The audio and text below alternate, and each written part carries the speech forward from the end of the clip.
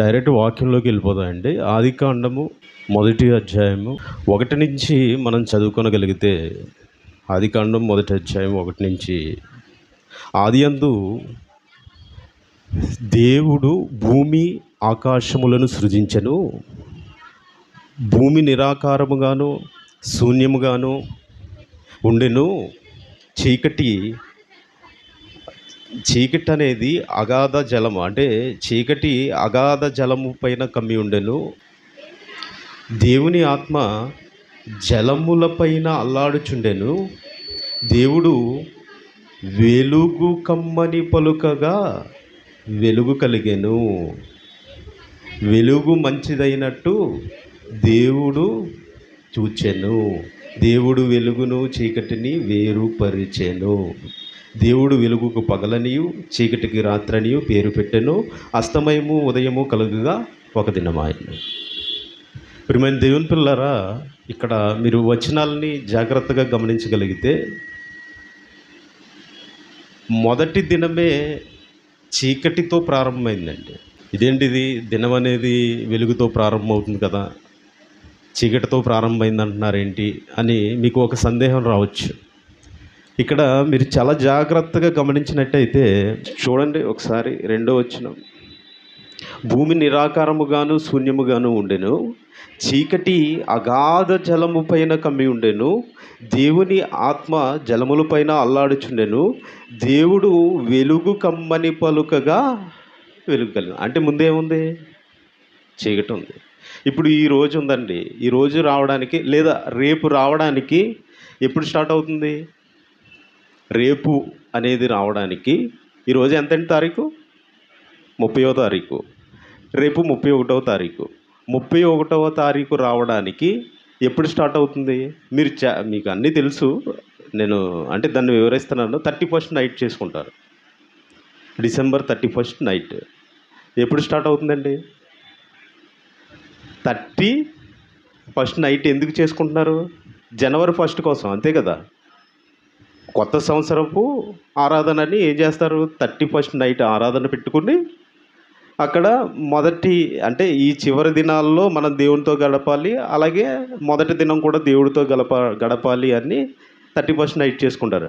అంటే జనవరి 1వ తారీఖు ఎప్పుడు స్టార్ట్ అవుతుంది? ఈరోజే. రేపు ఎప్పుడు స్టార్ట్ అవుతుంది? ఈరోజే.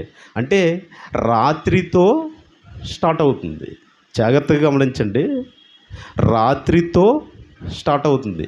ఎందుకు ఈ మాట చెప్తున్నానంటే, రాత్రి అంటే ఏంటి? చీకటి, అంతే కదండి. పగలంటే వెలుగు. మన కీర్తన గ్రంథంలో ఒక మాట ఉంటుంది చూడండి. కీర్తనలు 19వ అధ్యాయం 2వ వచనం చదవండి. పగటికి పగలు బోధ చేయుచున్నది, రాత్రికి రాత్రి ఏం చేస్తుందంటమ్మా? అంటే ఇప్పుడు చీకటి ఏం చేస్తుంది? రాత్రి అంటే ఏంటంటే చీకటే కదా. చీకటి ఏం చెప్తుందంట? జ్ఞానం తెలుపుతుందంట. ఏమండి, మనకి ఎప్పుడు ఇదిగో ఈరోజు వెలుగు ఉంది కదా, ఈ వెలుగుని చూసినప్పుడు మనకి ఏమైనా బోధపడుతుందా? ఏదన్నా బోధిస్తున్నట్టు తెలుస్తుందా? ఇదిగో ఈ వెలుగు చూసావు, మళ్ళీ రాత్రికి చీకటి పడిపోతుంది. చీకటి ఏమన్నా జ్ఞానం చెబుతున్నట్టు మనకి ఏమైనా అనిపించిందా? అంటే దేవుడు చెప్పే మాటల ప్రకారం మనం ఆలోచించగలిగితే అవి బోధ చేస్తాయండి. దేవుడిని చెప్పే దేవుని ఆలోచనలోకి మనం ఎప్పుడైతే వెళ్ళిపోతున్నామో అప్పుడు ఆ బోధ ఏంటి, ఆ జ్ఞానం ఏంటి అనేది తెలుస్తుంది. మరి ఈ జ్ఞానంలోకి వెళ్ళిపోవాలంటే ఏం చేయాలి? మనం దేవుని మీద ప్రేమ కలిగి ఉండాలి, అంతే కదండి. ఇప్పుడు భార్యని మీరు ప్రేమిస్తున్నారనుకో, భార్య కూడా మిమ్మల్ని ఏం చేస్తుంది? ప్రేమిస్తుంది. మీరు ద్వేషిస్తున్నారనుకోండి, మీకు వంట చేయడానికి ఇబ్బంది పడుతుంది, అలాగే మంచినీళ్ళు తెమ్మంటే ముంచుకోలేవా అనే మాటలు కూడా అనొచ్చు, అవునా కదా. అలాగే భర్తను మీరు ప్రేమించలేదనుకో, భర్త కూడా అలాంటి మాటలు మాట్లాడవచ్చు. అంటే ఇది మానవ సహజం. అలానే దేవుడు అలాగే ఎప్పుడు మనకు అన్యాయం చేయడండి. మనం దేవుణ్ణి నిందించినా, ఆయన్ని ఏమి చేసినా, ఆయన్ని ఎంత కన్నీరు పెట్టేలాగా బాధ పెట్టినా కానీ చివరికి మనం కావాలనే కోరుకుంటాడండి ఆయన ప్రేమ అటువంటిది. అయితే ఇక్కడ మనం గమనించవలసింది ఏంటంటే, చీకటి ఈ దినం ప్రారంభం అవడానికి ముందు ఏం ప్రారంభమైంది? చీకటి. ఈ చీకటి అనే దాన్ని ఎందుకు ప్రత్యేకించి చెప్తున్నానంటే, ఇప్పుడు చీకటి నుంచే కదా వెలుగు. ఈ చీకటి నుంచి వెలుగు వచ్చింది. ఈ వెలుగు చీకటి అయిపోద్దా? మళ్ళీ వచ్చిన వెలుగు మళ్ళీ చీకటి అయిపోద్దా? అవకాశం ఉందా? చూద్దాం, బైబిల్ నుంచి ఆలోచిద్దామండి. బైబిల్ నుంచి మనం ఆలోచించినప్పుడు మన శరీరానికి కూడా చీకటి చాలా అవసరం. అవును కదండి. ఇప్పుడు రాత్రి 12 గంటలు, పగలు 12 గంటలు. అంటే రాత్రి ప్రకృతిలో నుంచి వచ్చిందే మన శరీరం ఎక్కడి నుంచి వచ్చిందంటే ప్రకృతి నుంచే. అంటే మన శరీరానికి ఎన్ని గంటలు రాత్రి కావాలి? 12 గంటలు రాత్రి కావాలి. నెక్స్ట్ పగలు ఎన్ని గంటలు కావాలి? 12 గంటలు కావాలి. ఎందుకండి? ఎప్పుడన్నా ఆలోచించారా? అయితే ఇప్పుడు థామస్ అల్వా ఎడిసన్ వచ్చిన తర్వాత మొత్తం వెలుగుమయం చేస్తాడు అనుకోండి, అది తర్వాత విషయం. మరి ఈ చీకటిని అంటే పారదోలాము అని చెప్పుకుంటున్నాం మనం. చీకటి శరీరానికి అవసరం అంటే అవసరం, చాలా అవసరమండి. ఎందుకంటే మనం నిద్రపోయే సమయంలో మన శరీరానికి చీకటి కావాలి. చీకటి లేకపోయిందనుకోండి మన శరీరంలో అవయవాలు పాడైపోయే అవకాశం ఉంటుంది. మన శరీరంలో అవయవాలు వాటి రెస్ట్ తీసుకునే టైము వాటికి దొరకదనమాట. ఈ చీకటి అంత ప్రాముఖ్యం అంటే ప్రాముఖ్యం. మీరు ఒకవేళ గూగుల్ హిస్టరీ కానీ, దాని వికీపీడియా కానీ, ఇవన్నీ మీ ఫోన్స్ టెక్నాలజీ అన్నీ ఉంది కాబట్టి మీరు దాన్ని సెర్చ్ చేసుకుని చదువుకోవచ్చు. అలాగని దానికి మనం బైబిల్ ఒప్పుకుంటుంది కాబట్టి దానికి ప్రాధాన్యత ఇస్తున్నాం. అంతేగాని గూగుల్ ప్రాధాన్యత ఇచ్చింది కాబట్టి బైబిల్కి ప్రాధాన్యత మనం ఎప్పుడు ఇవ్వకూడదు. ఇది మాత్రం జాగ్రత్తగా గుర్తుపెట్టుకోండి. అయితే బైబిల్ చెప్తుంది ఎందుకు. ఇంకా నిత్య జీవితంలోకి వెళ్ళిపోయామనుకోండి, నిజ జీవితంలోకి వెళ్ళిపోయామనుకో, ఫ్రిడ్జ్ ఉంది. మీరు ఫ్రిడ్జ్ డోర్ ఓపెన్ చేసినప్పుడు వెలుగు ఉంటుంది, క్లోజ్ చేస్తే ఆటోమేటిక్గా ఆగిపోతుంది. అంటే మీరు భద్రపరిచే ఆ వస్తువులు కానీ, ఏవైతే తిండి పదార్థాలు ఉన్నాయో ఇవన్నీ కుళ్ళిపోకుండా లేదా నిల్వ ఉండడానికి ఆ చీకటి అనేది అవసరం. మరి లైట్ పెట్టవచ్చు కదండి, లైట్ నిరంతరం వెలగొచ్చు కదా. ఎందుకు చీకటి పెట్టారు? డోర్ వేయగానే ఎందుకు చీకటి పడిపోవాలి? అంటే ఇక్కడ చీకటి యొక్క ప్రాధాన్యత ఏంటి తెలుసా? కోట్ల సంవత్సరాల నుంచి మట్టిలో ఏముంది? మన శరీరం ఉంది. మన శరీరము ఇదిగో నిల్వ ఉండడానికి పెట్టినదే ఈ చీకటి. అంటే ప్రారంభం అనేది చీకటితో ప్రారంభమవుతుంది.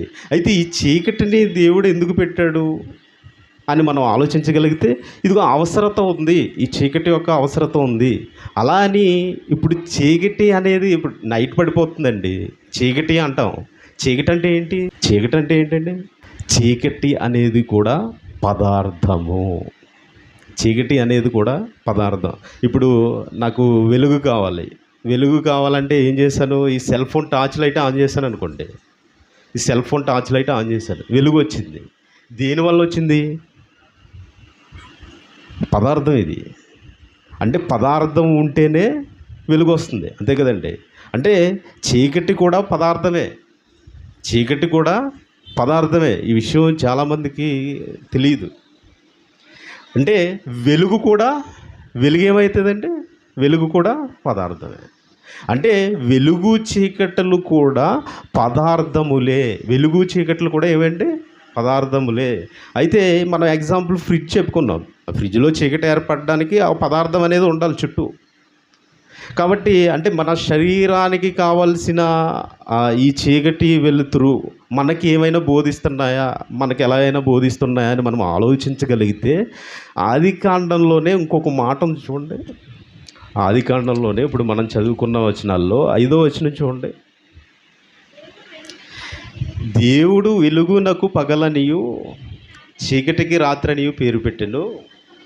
అస్తమయము ఉదయము కలుగగా ఒక దినమైంది. వెలుగుకి ఏమని పేరు పెట్టారంటమా? పగలని పేరు పెట్టాడు. ఈ పగలు అనేది వచ్చింది కదా. ఇప్పుడు 4వ వచనం చదవండి. 4వ వచనం, వెలుగు మంచిదైనట్టు. ఏమండి, చీకటితో ప్రారంభమైంది కదా, వెలుగు మంచిదని ఎందుకంటున్నారు దేవుడు? వెలుగు మంచిదైనట్టు చూచెనని మాట్లాడుతున్నారు కదా. వెలుగు మంచిదైనట్టు దేవుడు ఎందుకు చూచాడు? ఆలోచించారా ఎప్పుడన్నా? చీకటి మంచిదని చెప్పట్లేదండి అక్కడ. వెలుగు మంచిదైనట్టు దేవుడు చూచెను అంటే చివరికి వచ్చేసరికి ఆయన సృజించిందంతా మంచిగానే ఉందని చెప్తారు. అయితే ఇక్కడ వెలుగు ముందరే చెప్పేస్తున్నారండి. వెలుగుని ఎప్పుడైతే చేశారో అప్పుడు వెలుగు మంచిదైనట్టు అని మాట్లాడుతున్నారు చూడండి. వెలుగు మంచిదైనట్టు దేవుడు ఎందుకు చూశాడు? వెలుగు యొక్క మరి ఇదేంటి మనం ఆలోచిస్తే వెలుగు కూడా ఏంటి? పదార్థమే. వెలుగు కూడా ఏంటి? పదార్థమే. మరి ఈ వెలుగు పదార్థమైనప్పుడు ఈ పదార్థానికి అయితే ఇక్కడ చిన్న కరెక్షన్ చేసుకోవాలండి. ఎందుకు చెప్తున్నానంటే ఈ మాట, ఈ వెలుగే నిజమైన వెలుగుకి కనెక్ట్ చేస్తున్నారు. ఈ వెలుగుని తీసుకెళ్ళి ఎలా ఉందంటే అండి, మన బోధ పరిస్థితి ఎలా ఉందంటే, క్రాస్ రిఫరెన్స్లు ఉన్నాయి కదా, బైబిల్లో క్రాస్ రిఫరెన్స్ ఇవన్నీ వస్తాయి. ఈ క్రాస్ రిఫరెన్స్కి వెలుగు అని కొడితే వెలుగుకి సంబంధించిన అన్ని రిఫరెన్స్లు వచ్చేస్తాయి.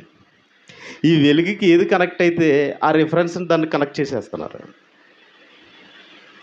ఇది అంటే మీరు కనెక్ట్ చేసుకునే విధానం అంటే కలిపి చెరిపేసే విధానం అనమాట. అది పౌలు గారు మాట్లాడతారు కదా, దానికి కనెక్ట్ అయితేనే కలపాలి, లేకపోతే కలపకూడదు.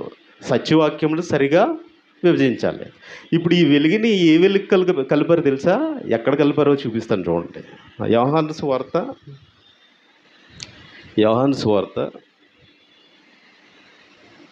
1వ అధ్యాయము 8వ వచనం. అతడు ఎవరి గురించి అండి మాట్లాడుతున్నారు? అతడు అంటే ఎవరు? బాప్తిస్మిచ్చు యోహాను. అతడు ఏ వెలుగై ఉండలేదంట? ఏ వెలుగై ఉండలేదు? ఆ వెలుగై ఉండలేదు. చదవండమ్మా. ఆ వెలుగై ఉండలేదు కానీ ఆ వెలుగును గూర్చి సాక్ష్యం ఇచ్చుటకు అతడు వచ్చాడు. అతడు ఆ వెలుగై ఉండలేదు కానీ ఆ వెలుగును గూర్చి సాక్ష్యం ఇచ్చుటకు అతడు వచ్చాను. ఇంకేమంటున్నారండి? నిజమైన వెలుగుంటేను అది లోకములోనికి వచ్చి ప్రతి మనిషిను వెలిగించుచున్నది అన్నారు. ఇప్పుడు ఈ 8వ వచనాన్ని ఎక్కడ కనెక్ట్ చేశారంటే, ఇదిగో దేవుడు సూర్యచంద్రులు పెట్టక ముందే వెలుగుని చేశాడు, ఆ వెలుగే ఈ వెలుగు అని చెప్పారండి. నేను విన్నాను ప్రత్యేకించి. అయితే మనం ఆలోచించాలి. ఓకే, అపార్థం చేసుకున్నారేమో, తెలియక చదువుకున్నారేమో, కానీ మనం బైబిల్ ప్రకారం బైబిల్లోకి వెళ్ళి ఆలోచించినప్పుడు మనం ఏం చేయాలంటే, అది ఏమనుకున్నాం? ఆ వెలుగు చీకట్లు ఏమనుకున్నామండి? పదార్థం. అంటే విశ్వానికి వెలుగునివ్వడానికి మాత్రమే ఆ వెలుగు. విశ్వానికి వెలుగునివ్వడానికి ఆ వెలుగు. అవునా? భూమి మీద వెలుగు ఇవ్వడానికి ఏం కావాలి? సూర్యచంద్ర నక్షత్రాలు. అవి ఎప్పుడు వస్తున్నాయండి? 4వ దినాన్ని వస్తున్నాయి. అంతే కదా? చూద్దామా? అది కూడా చూద్దాం. 1వ అధ్యాయము ఆదికాండము 14 నుంచి. దేవుడు పగటిని రాత్రిని వేరుపరిచినట్లు ఆకాశ విశాలమందు జ్యోతులు కలుగును గాకనియు అవి సూచనలను కాలములను దిన సంవత్సరములను సూచించుటకై ఉండుగాకనియు భూమి మీద వెలిగించుటకు అవి ఆకాశ విశాలమందు జ్యోతులై ఉండును గాకనియు. దేని మీద వెలిగించడానికండి? భూమి మీద వెలిగించడానికి. మరి మొదటి దినాన్ని వచ్చింది కదా ఆ వెలుగు, విశ్వానికి. ఇవి భూమి మీద వెలుగు ఇవ్వడానికి విశ్వం ఉంది కదా, ఈ విశ్వంలో భూమి ఉంది. విశ్వం అనేది చాలా పెద్దదండి. భూమి అనేది ఒక నలక లాంటిది ఈ విశ్వంలో. అయితే ఈ భూమి మీద వెలుగు ఇవ్వడానికి సూర్యచంద్ర నక్షత్రాలు ఇవి ఎన్నో దినాన్ని వస్తున్నాయి? 4వ దినాన్ని వస్తున్నాయి. మొదటి దినాన్ని ఏమొచ్చింది? ఆ వెలుగు ఏంటి? ఆ వెలుగు ఈ భూమండలం విశ్వానికి వెలుగు అనమాట. అయితే ఇవన్నీ పదార్థాలండి. పదార్థానికి దేవునికి లింక్ పెట్టకూడదు. దేవుడు పదార్థాన్ని లేనిదాన్ని ఉన్నట్టుగా పిలిచేవాడు. అవునా కదా?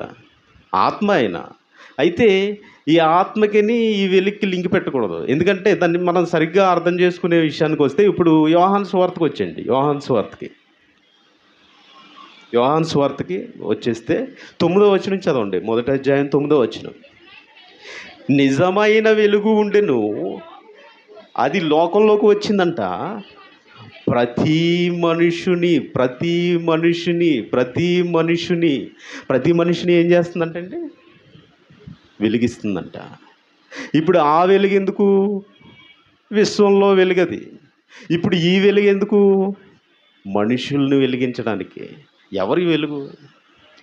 వెలుగు ఎవరండి? ఈ వెలుగు ఏంటో తెలుసా? ఎవరో తెలుసా? చూద్దాం. మత్తయి సువార్త 4వ అధ్యాయము. మత్తయి సువార్త 4వ అధ్యాయము 16వ వచనం నుంచి చదువుకుందాం అండి. నజరేతు విడిచి జెబూలూను నఫ్తాలి అను దేశముల ప్రాంతములలో సముద్ర తీరమందలి కపెర్నహూమునకు వచ్చి కాపురముండెను. ఎవరండి ఈయన? 12-16 కలిపి ఉంటాయి. యోహాను చెరపట్టబడినని యేసు విని గలిలయకు తిరిగి వెళ్ళి, అంటే ఎవరైనా యేసుక్రీస్తు వారు. ఇప్పుడు చదవండి అమ్మ, కంటిన్యూ చేయండి. జెబూలూను దేశమును నఫ్తాలి దేశమును యోర్దానుకు ఆవలనున్న సముద్ర తీరమున అన్యజనులు నివసించు గలిలయయు చీకటిలో కూర్చుండి ఉన్న ప్రజలను గొప్ప వెలుగు చూచిరి. ఇంతకీ ఎవరు ప్రయాణిస్తున్నారంటే? యేసుక్రీస్తు వారు. ఎక్కడికి వెళ్ళారు ఇప్పుడు? గలిలయ వెళ్ళారు. ఈ గలిలయలో ఎవరున్నారంట? అన్యజనులు నివసించగల చీకటిలో కూర్చుండి ఉన్న ప్రజలు ఉన్నారంట. ఈ చీకటిలో కూర్చున్న ప్రజలు ఎవరిని చూశారంట? గొప్ప వెలుగు చూశారంట. ఇప్పుడు గొప్ప వెలుగు ఎవరంటే? యేసుక్రీస్తు వారు. అంటే నిజమైన వెలుగు ఎవరు? యేసుక్రీస్తు వారు. అంటే యోహాను సువార్తలో చెప్పబడిన వెలుగు ఎవరు? యేసుక్రీస్తు వారు. మరి ఆదికాండంలో చెప్పబడిన వెలుగు ఎవరు? పదార్థం. విశ్వానికి వెలుగు ఇవ్వడానికి, భూమి మీద వెలుగు ఇవ్వడానికి సూర్యచంద్ర నక్షత్రాలు, అది వెలుగే. విశ్వం మీద వెలుగు ఇవ్వడానికి ఎవరు?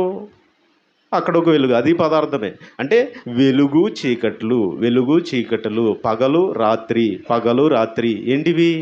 పదార్థములు. ఇలాగా మనం ముందుకు వెళ్ళిపోతే ఇప్పుడు ఇంతకీ ఈ వచనం యొక్క అర్థం ఏంటంటే, జెబూలూను చీకటిలో కూర్చున్న ప్రజలంటే యేసుక్రీస్తు వారు వెలుగని చెప్పుకున్నాం. మరి చీకటిలో కూర్చున్న ప్రజలంటే వాళ్ళు చీకటిలో కూర్చున్నారా? చీకటిలో కూర్చుని వెలుగుని చూస్తున్నారా? చీకటి అనగానే దానికి ఒక ప్రాధాన్యత ఉందండి. చీకటి అనగానే ఏంటి? చీకటిలో నుంచి వెలుగులోనికి వచ్చిన మనం, చీకటిలో నుంచి వెలుగులోనికి వచ్చిన మనం అని మాట్లాడతారు పేతురు గారు. అంటే చీకటి అంటే ఏంటి? పాపములో నుంచి నీతిలోనికి, అంతే కదా, యథార్థతలోనికి, దేవుని చట్టంలోనికి వచ్చిన మనం. అంటే యేసుక్రీస్తు వారిని అంగీకరించి బాప్తిసం తీసుకొని, ఇదిగో ఏ చట్టం కింద ఉన్నాం మనం? ఏ ధర్మపీఠం కింద ఉన్నాం? క్రీస్తు ధర్మపీఠం. ఏదండి? ఇదే వాక్యమే, ఇంకెక్కడో కాదు, ఈ బైబిలే క్రీస్తు ధర్మపీఠం. అంటే వెలుగులోనికి వచ్చిన మనం. అంటే ఇప్పుడు ఈ చీకటిలో ఉన్న ప్రజలంటే ఎవరు? పాపములో ఉన్న ప్రజలు. పాపంలో ప్రజలు ఉండిపోయారంట. ఆ పాపంలో ఉండిపోయిన ప్రజలు ఎవరిని చూశారంటే ప్రభు అయిన యేసుక్రీస్తు వారిని చూశారంట. ఆయనే గొప్ప వెలుగంట. ఏ వెలుగు అన్నారండి? గొప్ప వెలుగు అన్నారు. ఇంకా పేతురు గారు రాసిన రెండవ పత్రిక 1వ అధ్యాయం 19వ వచనం కూడా చూద్దామండి. 1వ అధ్యాయము. మరియు ఇంతకంటే స్థిరమైన ప్రవచన వాక్యం మనకు ఉన్నది. తెల్లవారు వేకువ చుక్క నీ హృదయములో ఏంటమ్మా? మళ్ళీ మీ హృదయములలో ఉదయించు వరకు ఆ వాక్యము చీకటి గల చోటున. ఇప్పుడు ఈ వాక్యం ఎలా ఉందంటే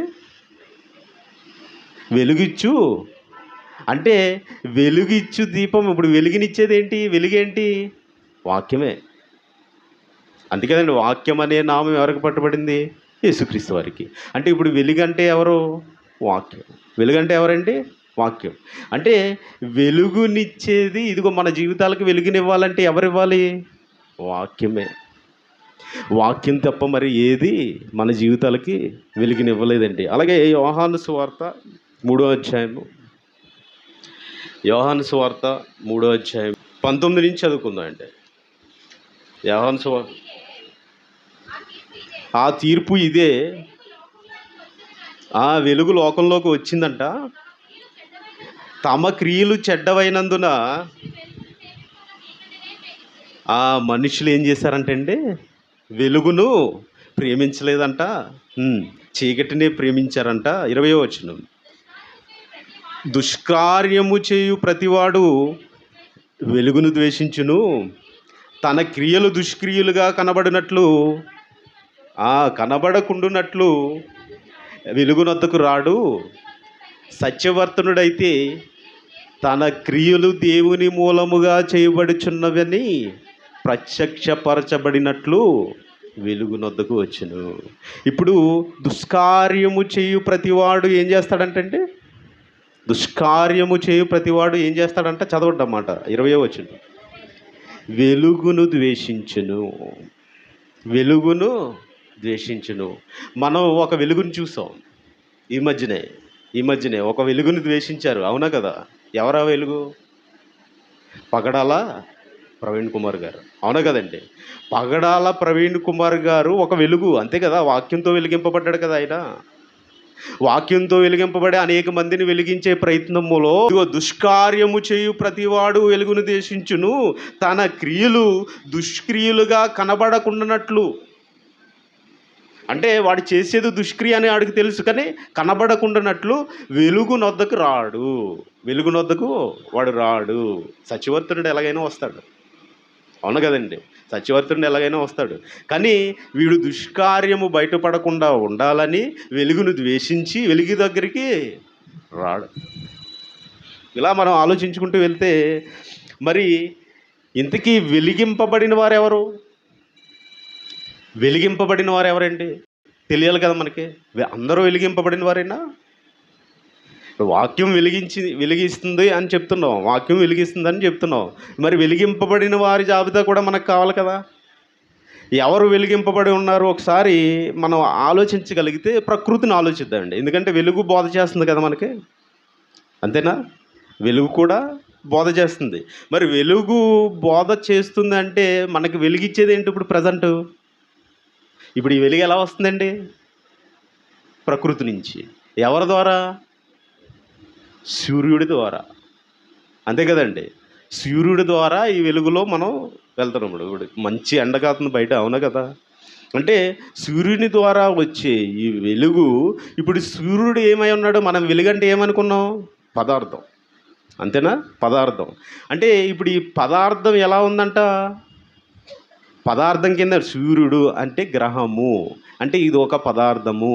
ఈ పదార్థం ఎలా ఉంది? ఇదిగో గ్యాస్, కొన్ని మండే పదార్థాలు, ఇవన్నీ కలిపి అది నిరంతరం ఇప్పటి వరకు ఏమవుతుంది? మండుతూ ఉంది. ఈ మాట గుర్తుండించుకోండి, చివరిలో గుర్తు చేస్తాను. మండుతూ ఉంది. ఏమవుతుందంటే సూర్యుడు మండుతున్నాడు. అంటే సూర్యుడు మండితేనే వెలుగు వస్తుంది. సూర్యుడు ఏమవుతే వెలుగు వస్తుందండి? సూర్యుడు మండితేనే వెలుగు వస్తుంది. ఇంకా మనం దీపం పెట్టుకుంటాం. చిన్నప్పుడు నేను దీపం బుడ్డితోటే చదువుకున్నానండి 10th క్లాస్ వరకు. అంటే ఆ దీపం మనం ఏం చేస్తాం? అది కూడా పదార్థమే. కిరోసిన్ ఉండాలి. ఆ కిరోసిన్ ఉన్నంత వరకే అది వెలుగుతుంది. అంటే ఆ గ్యాస్ నూనె అంటారు కదా, ఆ నూనె ఉన్నంత వరకే అది వెలుగుతుంది. నూనె అయిపోతే ఆగిపోతుంది. అలాగే ఆ దీపం అనేది ఏంటి? అందులో అది మండితేనే వెలిగిస్తుంది. దీపం కూడా మండితేనే వెలిగిస్తుంది. ఇంకా మీకు ఎగ్జాంపుల్ కావాలంటే కొవ్వొత్తి. ఇప్పుడు క్యారల్స్ అని చేసుకుంటారు కదండి, ఒకరికొకరు వెలిగించుకుంటారు. మనం క్యారల్స్ వెలిగించుకోవడం కాదండి, అక్కడ చేయవలసిన పని ఏంటి తెలుసా? దాని అర్థం ఏంటి తెలుసా? ఇదిగో నువ్వు వెలుగుతున్నావు కదా, ఈ నీవు వెలుగుతున్నట్టు ఇంకొక జీవితాన్ని నువ్వు వెలిగించాలి. ఆరిపోయింది చూడు పక్కన, ఆరిపోయిన జీవితం ఉంది కదా, ఇదిగో చీకటిలో బ్రతుకుతున్నారు కదా, ఆ చీకటిలో బ్రతికి ఉన్న ఇంకొకరిని నువ్వు దాని అర్థం అదండి. ఏదో మేము అంటే పండగ పేరుతోటి ఆచారం కింద ఆచరిస్తున్నారు, కానీ ఒక కొవ్వొత్తి ఏం చేయాలి? ఇంకో కొవ్వొత్తిని వెలిగించాలి. అంటే కొవ్వొత్తి కూడా మండుతుంది. ఈ మండుతున్న కొవ్వొత్తితోటే ఇంకొక కొవ్వొత్తిని వెలిగించాలి. ఇప్పుడు ఆరిపోయిన కొవ్వొత్తి వెలుగుతుందండి? వెళ్ళగదు కదా. ఎందుకు చెప్తున్నానంటే ప్రియమైన దేవుని పిల్లారా, మనం వెలుగునిచ్చేవారిగా ఉండాలి, అంతేనా? వెలుగునిచ్చేవారిగా ఉండాలి. ఒకసారి లూకా సువార్త చూద్దామండి, 24వ అధ్యాయం. శిష్యుల్ని మాట్లాడిన మాటలు మనం చూడగలిగితే 24వ అధ్యాయం 31వ వచనం నుంచి చదువుకుందామండి. ఎవరండి? ఎవరు వీళ్ళు? శిష్యులే కదా. వారి కన్నులు తెరవబడి ఆయనను గుర్తుపట్టిరి. అంతటా వారికి అదృశ్యుడాయను. అప్పుడు వారు ఆయన త్రోవలో మనతో మాట్లాడుచు లేఖనములను మనకు బోధపరుచుచున్నప్పుడు మన హృదయములో మండుచుటలేదా? మన హృదయము మనలో మండుచుండలేదా?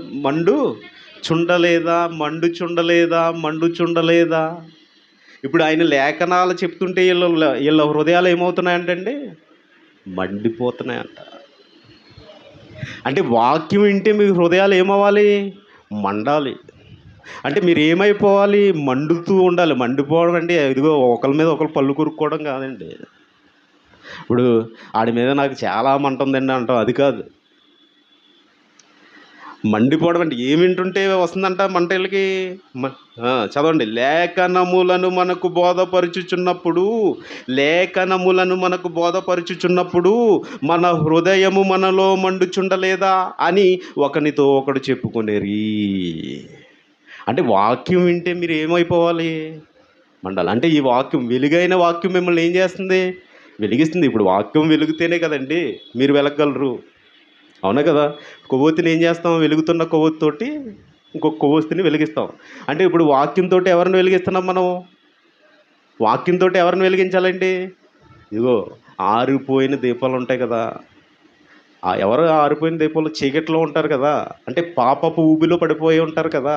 ఆ పాపపు ఊబిలో పడి ఉన్న ఒక ఆత్మను రక్షించడమే ఈ వెలిగించడం. అంటే అలా రక్షించగలిగినప్పుడే నువ్వు మండుతున్నట్టు. అలా రక్షించగలిగితేనే నువ్వు మండుతున్నట్టు. లేకపోతే నువ్వెవరు? ఆరిపోయిన కొవ్వొత్తి. అండ్ మీ జీవితాల్లో ఆరిపోయిన కొవ్వొత్తులుగా ఉంటారో మరి నిర్ణయించుకోండి. ఎందుకంటే ఆరిపోయిన కొవ్వొత్తులుగా మనం ఉండకూడదు, ఆరిపోయిన దీపాలుగా మనం ఉండకూడదు. అంటే వాక్యంతో వెలిగింపబడ్డ మనం, అంటే వాక్యంతో ఎప్పుడు వెలిగింపడ్డామండి? వాక్యంతో ఎప్పుడు వెలిగింపడ్డాం చెప్పండి అమ్మా. వాక్యముతో ఎప్పుడు వెలిగింపబడ్డాము? బాప్తిస్మము తీసుకున్నప్పుడు. అంతే కదండి. వాక్యంతో వెలిగింపబడే మీరు బాప్తిసం తీసుకున్నారు. వాక్యంతో వెలిగింపబడి బాప్తిసం తీసుకున్నప్పుడు మీరు ఏం చేయాలంట? అప్పుడు మీరు ఇంకొకరిని వెలిగించాలి. అంటే మీరు వెలిగించట్లేదు అంటే ఏంటి? ఇక్కడ మీలో వాక్యము అనే వెలుగు లేదు. మిమ్మల్ని వాక్యం వెలిగించినా మీరు వెలిగలేకపోతున్నారు. అంతే కదండి. అవునా కదా? అందుకనే యేసుక్రీస్తు వారు అన్న మాట చూస్తే మనం ముందుకు వెళ్ళి యేసుక్రీస్తు వారు అన్న ఒక మాట చూద్దాం. చూడండి. మత్తయి సువార్త 5వ అధ్యాయం 14వ వచనం. మత్తయి సువార్త 5వ అధ్యాయం 14వ వచనం. మీరు లోకమునకు వెలుగై ఉన్నారు. ఏమంటున్నారండి? మీరు లోకానికి వెలుగై ఉన్నారంట. మరి లోకానికి వెలుగై ఉన్నట్టు కనిపిస్తున్నామా మనం? ఏమంటే అందరం అనుకోవాలి. అంతే కదా? మనం లోకానికి వెలుగులాగా కనిపిస్తున్నావా? లోకానికి వెలుగై ఉన్నట్టు మనం ఎవరికైనా కనిపిస్తున్నావా? ఇదిగో ఈడు వెలుగురా, లేకపోతే ఇదిగో ఈమె వెలుగురా, లేకపోతే ఇదిగో పలానా వ్యక్తి వెలుగురా అని మన గురించి ఎవరైనా చెప్పుకుంటున్నారండి? వెలిగిచ్చేవారిగా ఉన్నామా చెప్పండి. ఇంకేమంటున్నారు? మీరు లోకమునకు వెలుగై ఉన్నారు. కొండ మీద నుండి పట్టణము మరుగై ఉండనేరదు. ఇంతకీ కొండ మీద ఉండి పట్టణం అంటే ఏంటండి? మనం ప్రతిదాన్ని పరిశీలించుకోవాలి. ఎందుకంటే కొండ మీద ఉండి పట్టణం అంటే ఇదిగో ఇప్పుడు ఏదో మనం మేడ మీద ఉన్నాం, కొండల మీద ఇల్లు కట్టుకున్నాం, బంజారా హిల్స్లో ఇల్లు కట్టుకున్నాం, ఇది కాదండి. బంజారా హిల్స్ కొండ మీద నాకు చర్చ్ ఉందంటే అది కాదు. కొండ మీద ఉండి పట్టణం అంటే ఏంటి? ఇదిగో ఆయన ఏం చేస్తాడంట? పర్వతముల కంటే ఎత్తుగా ఆయన రాజ్యాన్ని స్థాపిస్తానన్నాడు కదా. అంటే కొండ మీద ఉండి ఆయన రాజ్యం అంటే ఎవరు? మీరు నేనే. అంటే కొండ మీద ఉండి పట్టణం అంటే ఎవరు?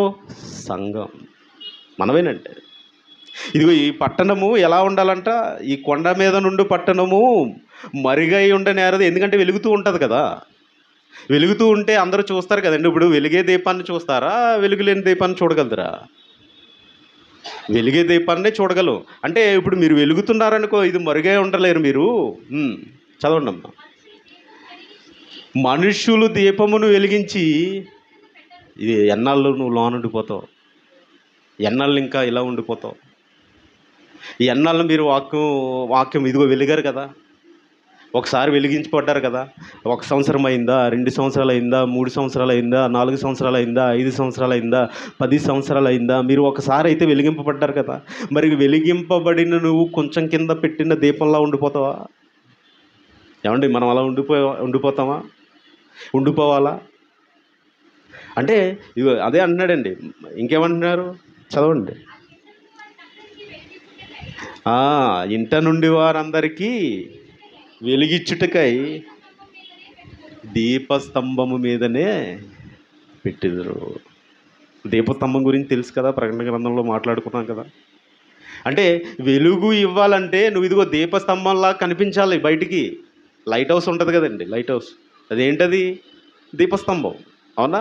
అది ఎందుకు? అందరికీ ఆ సూచన, ఎవరైతే వస్తున్నారో వాళ్ళని సూచించడానికి, ఆ చీకటిలో నుంచి వచ్చేవారికి ఇదిగో నేను ఇక్కడ వెలుగుగా పైన తిరుగుతున్నాను, నన్ను చూసుకుని మీరు ఒడ్డుకొచ్చేయండి. లేదంటే ఆ చీకటిలో, ఆ సముద్రంలో అలా తిరుగుతూనే ఉండాలి.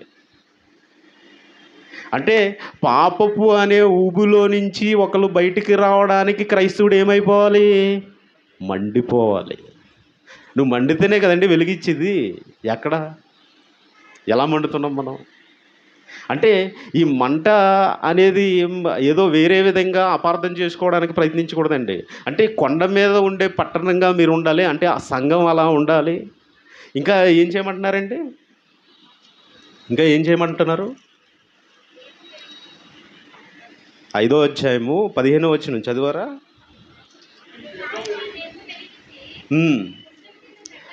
కొంచెము కింద పెట్టరు కానీ అది ఇంట నుండి వారందరికీ వెలుగిచ్చుటకే దీపస్తంభం మీదనే పెట్టుదురు. 16వ వచనం అండి, 16వ వచనం.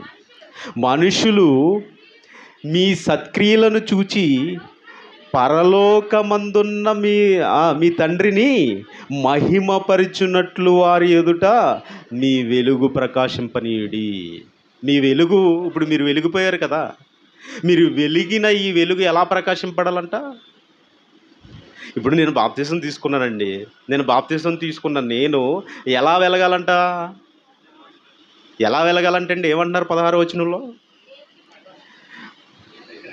పరలోకమందున్న మీ తండ్రి మహిమపరిచినట్లు వారి ఎదుట మీ వెలుగు ప్రకాశింపునీయుడి. అంటే మరి మీరు మీ వెలుగు ప్రకాశిస్తున్నప్పుడు మీ పరలోకపు తండ్రి ఉన్నాడు కదా, మన పరలోకపు తండ్రి ఉన్నాడు కదా, ఆయనను మహిమపరిచే విధంగా మన వెలుగుందా? మరి ఆయన మహిమపరిచే విధంగా మనం వెలగలుగుతున్నామా? ఆయన్ని మహిమపరుస్తున్నామా? ఆలోచించండి. అంటే ఆయనను మహిమపరిచేవారిగా ఉండాలి మనం. ఏదైతే ఇదిగో వెలిగించామో, ఇదిగో ఇలా మండిపోతున్నామో, ఇలా మండిపోతున్నప్పుడు ఆయనకు మహిమ కలగాలి. ఎప్పుడు కలుగుతుంది మహిమ? ఎప్పుడైతే నీ వెలుగు ఇంకొకరికి పంచుతున్నావో, ఎప్పుడైతే నీ వెలుగుని ఇంకొకరిని, ఇదిగో ఈ వెలుగులోకి వస్తే, ఇదిగో నువ్వు ఆరిపోయిన క్యాండిల్ని చూసావు కదా, ఆరిపోయిన క్యాండిల్ చూసినప్పుడు ఇదిగో నేను వెలుగుతున్నాను, నేను కొంతమందికి వెలుగునిస్తున్నాను అంటే నువ్వు కూడా ఒకరికి వెలుగివ్వాలి. ఇప్పుడు మీకు ఆ ఆనందం మీకు కలగాలంటే ఎప్పుడు కలుగుతుందండి? ఒక ఆత్మను రక్షించగలిగినప్పుడు. ఒక వ్యక్తి వచ్చాడండి నా దగ్గరికి, నాకంటే చాలా సీనియర్, పెద్దతనే. ఆయన వచ్చి నాతో ఏమన్నాడంటే, వెంకట్, నువ్వు నీ వాక్యం విని నేను బాప్తిసం తీసుకున్నాను అన్నాడు. నువ్వు చెబుతున్న వాక్యం విని నేను బాప్తిసం తీసుకున్నాను అన్నాడు. అప్పటి వరకు ఎన్నోసార్లు వాక్యం చెప్పాం ఆయనకి. 10 సంవత్సరాలు సుమారుగా వాక్యం చెప్పాం, వాక్యం గురించి మాట్లాడుతూ వెళ్ళాం. అయినా ఎప్పుడు మారలేదు. అది ఎప్పుడు జరిగిందంటే, ఎప్పుడైతే ఒక మెసేజ్ చెప్పడం ఆయన చూశాడో, ఆ వాక్యం వినినంటనే ఆయనలో మార్పు వచ్చి నేను వెళ్ళి బాప్తిసం తీసుకోవాలి అని నిర్ణయించేసుకుని వెళ్ళి బాప్తిసం తీసుకుని వచ్చాడు. ఇప్పుడు ఎవరికి ఆనందం అండి? తండ్రికి ఆనందం.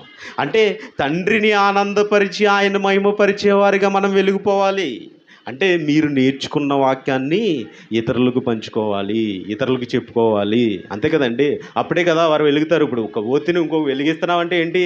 వెలుగై ఉన్న వాక్యాన్ని ఇంకొకరితో చెప్పి వారిని కూడా వెలిగించాలి. అంటే ఈ పనిలో మనం అందరం నిమగ్నం అయిపోవాలండి. అంటే పూర్వం మరి చీకటిగా ఉన్నాం కదా, ఆ మాట కూడా మనం ఒకసారి చూసుకుందాం. ఎఫ్సి పత్రిక 5వ అధ్యాయం 8వ వచనం. ఎఫ్సి పత్రిక 5వ అధ్యాయము, మీరు పూర్వమందు చీకటి అయ్యుండి ఇప్పుడైతే ప్రభువునందు వెలుగై ఉన్నారు. ఏమండి, మనం ఎలా ఉన్నామంటే ఇప్పుడు ప్రభువునందు వెలుగై ఉన్నామంట. పూర్వం ఏం చీకటిలో ఉన్నాం, అవును కదండి. మీరైనా నేనైనా అందరూ ఎక్కడున్నాం? చీకటిలోనే. చీకటి అంటే ఏంటి? పాపపు అనే ఊబిలో ఉన్నాం. పాపపు అనే ఊబిలో ఉండి ఎక్కడికి వచ్చేసామంట? మనం వెలుగులోకి వచ్చేసామంట. ఇప్పుడైతే ఏమంటున్నారండి? ఇప్పుడైతే ప్రభువునందు, ఎవరి ప్రభువు? యేసుక్రీస్తునందు వెలుగై ఉన్నామంట. ప్రభువునందు వెలుగే ఉన్నామంట. ఇప్పుడు చీకటిలో నుంచి వెలుగులోకి వచ్చేసాం, అవునా కదండి. ఎలా వచ్చామండి? చీకటిలో నుంచి. ఆ మాట కూడా చూస్తారా? పేతురు గారు రాసిన మొదటి పత్రిక 2:9 చూడమ్మా.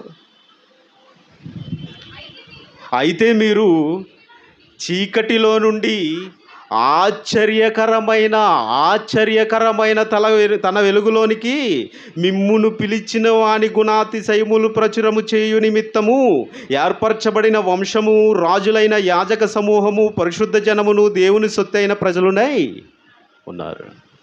అంటే ఇది వరకు చీకటిలో ఉన్నారు. పాపం అనే ఊబిలో నుంచి ఎక్కడికి వచ్చేసారు? మీరు ఎక్కడికి వచ్చారండి? వెలుగులోకి వచ్చేసారు. ఎలాంటి వెలుగు అంట అది?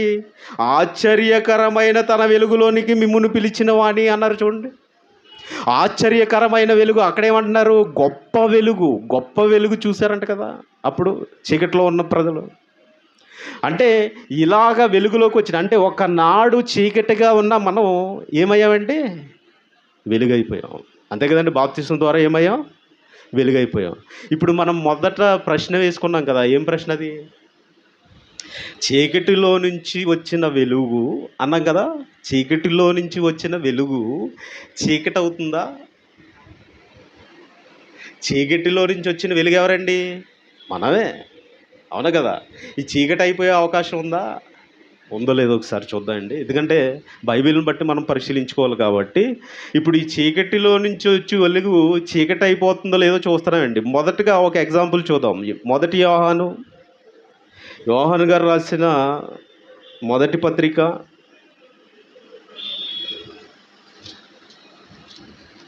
2వ అధ్యాయం 9వ వచనం చదవండి. వెలుగులో ఉన్నానని చెప్పుకొనుచు తన సహోదరుని ద్వేషించువాడు ఇప్పటి వరకును చీకటిలోనే ఉన్నాడు. ఏమండి, వెలుగులోనున్నానని చెప్పుకొనుచు తన సహోదరుని ద్వేషించేవాడు ఎక్కడున్నాడంట? చీకటిలో ఉన్నాడంట. ఇప్పుడు చీకటి అంటే ఏమనుకున్నామండి? పాపం. అంటే ఇంకా పాపం అనే ఊబిలోనే ఉండిపోయాడు. ఓకే, బాప్తిసం తీసుకున్నారు, వాక్యం విన్నారు, అన్నీ వచ్చినాయి. ఇప్పుడు సంఘానికి వచ్చిన తర్వాత సంఘంలో ఉన్న సహోదరుని ఒకవేళ ద్వేషిస్తే మనం ఏమవుతామంట? మళ్ళీ చీకటి అయిపోతాం. మళ్ళీ చీకటి, అదే బ్రతుకు. అంటే నువ్వు జీవించుచున్నావన్న పేరు మాత్రం ఉంది, కానీ నువ్వు మృతుడివే అంటారు కదా, అదేనంటే. మనం జీవించుచున్నామన్న పేరు ఉంది, కానీ ఏమైపోతున్నాం మనం? ఇదిగో మళ్ళీ అలాగే 11వ వచనం కూడా చదవండి. 11వ వచనం. మొదటి యోహాను, తన సహోదరుని ద్వేషించువాడు చీకటిలో నుండి చీకటిలోనే నడుచుచున్నాడు. అంటే ఏం నడుస్తున్నాడు? పాపంలోనే నడుస్తున్నాడంట. అంటే సహోదరుని ద్వేషిస్తే ఇప్పుడు చీకటి అయిపోతాం. వెలుగు చీకటిలో నుంచి వెలుగైపోయాం కదా మనం. చీకటిలో నుంచి వెలుగు వచ్చేసాం కదా. ఈ వెలుగుగా వచ్చిన ఇతను మళ్ళీ ఏమైపోయే అవకాశం ఉంది?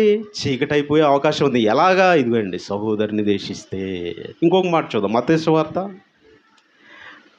సువార్త 6వ అధ్యాయము 22వ వచనం. మత్తయి సువార్త, దేహమునకు దీపము కన్నే గనుక నీ కన్ను తేటగా ఉండిన ఎడల నీ దేహమంతయు ఎలా ఉంటుందండి? వెలుగుమయమై ఉంటుందంట. అంటే ఇప్పుడు నీ దేహం వెలుగుతూ ఉండాలంటే ఏం బాగుండాలి? నీ కన్ను బాగుండాలి. మన దేహం వెలుగుతుందంటే మన కన్ను బాగుండాలి. అవునా కదండి? ఇప్పుడు నేను మోహపు చూపు చూశాననుకోండి, నేను ఏం చేస్తానట్టు? పాపం చేస్తాను. అవునా కదా? ఇప్పుడు నేను మోహపు చూపు చూస్తే పాపం చేస్తాను అంటే నా కన్ను ఎలా ఉండాలి? నా చూపు ఎలా ఉండాలి? చాలా బాగుండాలి. దేవునికి ఇష్టంగా ఉండాలి. దేవునికి ఇష్టమైనదిగా ఉండాలి. అవునా కదా? అలాగే ఇంకా నేత్రాశ అని మాట్లాడతారు. అవునా?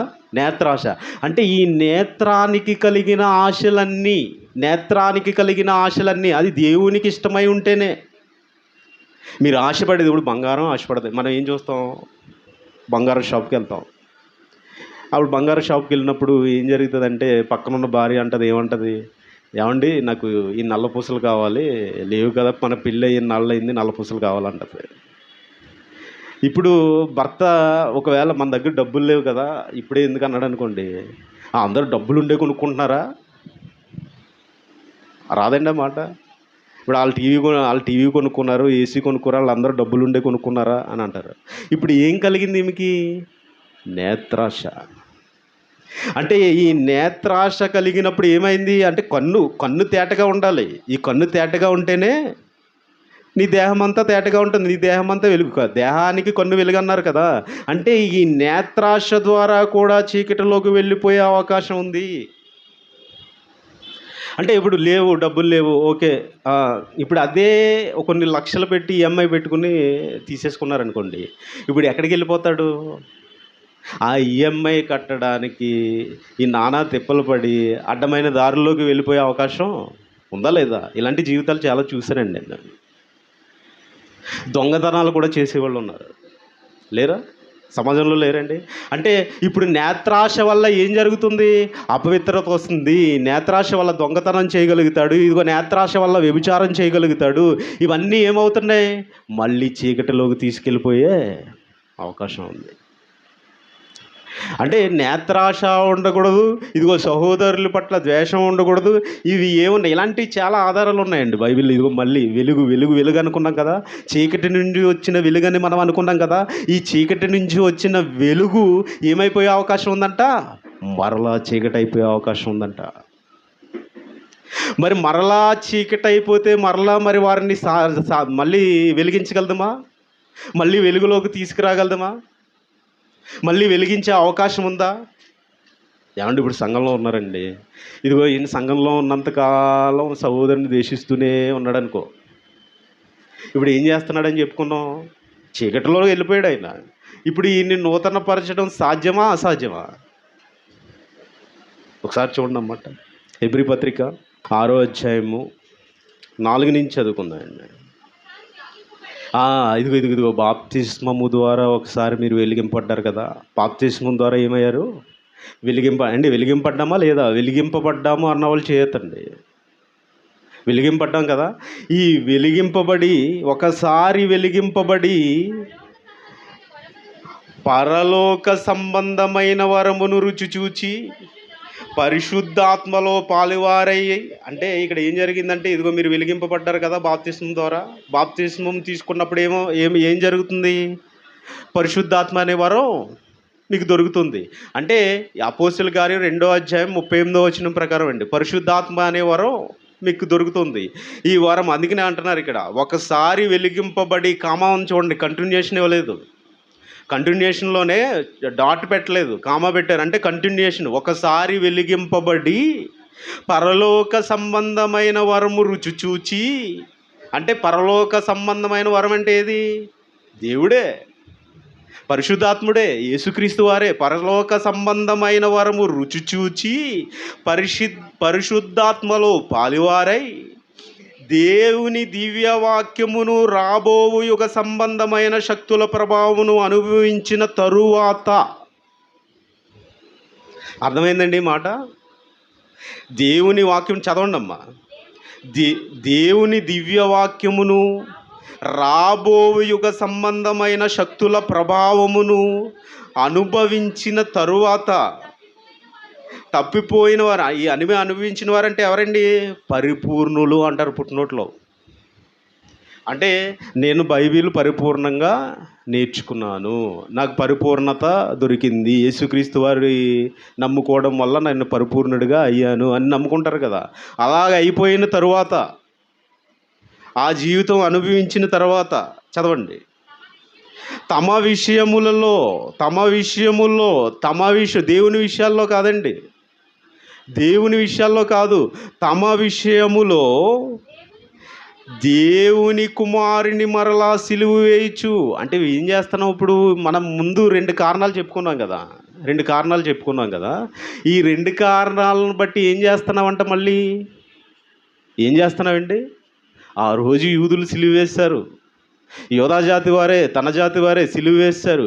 ఈరోజు నేను క్రీస్తుని నమ్ముకున్నానని క్రైస్తవుడిగా పేరు పెట్టుకుని ఈరోజు ఏమవుతుందంట?